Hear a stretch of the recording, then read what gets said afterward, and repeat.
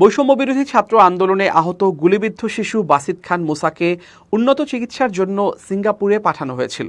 অবশেষে আহত সেই শিশু আস্তে আস্তে চোখ খুলে হাত পা নাড়তে শুরু করেছে।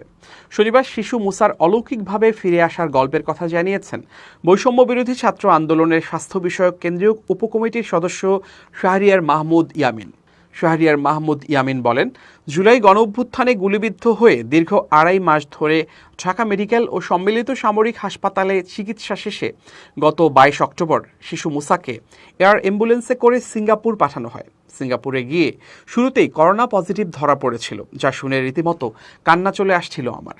পরে করোনা থেকে কিছুটা সুস্থ হয়ে পুরোদমে চিকিৎসা শুরু হয় এবং এখন আগের চেয়ে উন্নত। তিনি বলেন, আজকে সকালের আপডেট হলো মুসা হাত পা নাড়ছে, চোখ খুলছে, বসতে পারছে।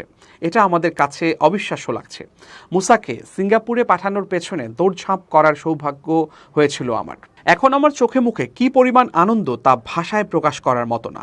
স্বাস্থ্য বিষয়ক কেন্দ্রীয় উপকমিটির এই সদস্য আরও বলেন, মুসা ২৪-এর গণঅভ্যুত্থানের সবচেয়ে ছোট যোদ্ধা।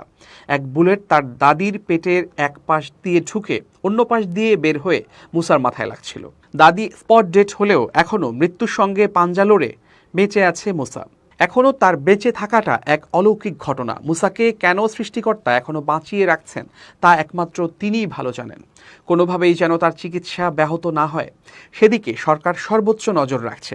আমরা চাই তার মতো আহত হয়ে চিকিৎসাধীন সব মুসারাই সুস্থ হয়ে ফিরে আসুক।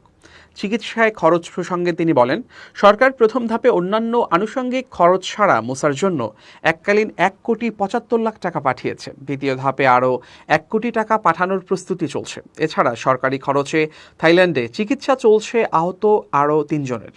বাংলাদেশে চিকিৎসাধীন আরও ১০ থেকে ১২ জনের বিদেশে নেয়ার প্রক্রিয়া চলছে। মুস্তাফিজুর রহমান ও নিশামণি দম্পতির একমাত্র সন্তান মুসা।